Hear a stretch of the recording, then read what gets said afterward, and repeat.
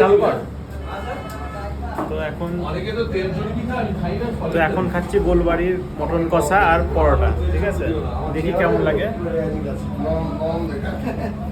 এই হচ্ছে পরোটা,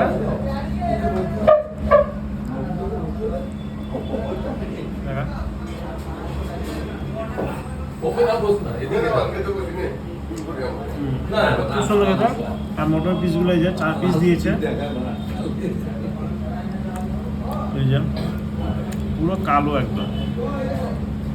আর একটা বাইট নিয়ে দেখি, আর সঙ্গে পেঁয়াজ আর চাটনি দিয়েছে।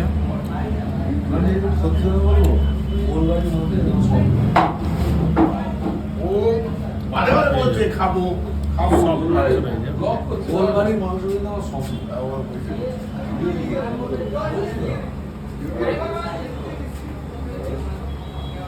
ভালো।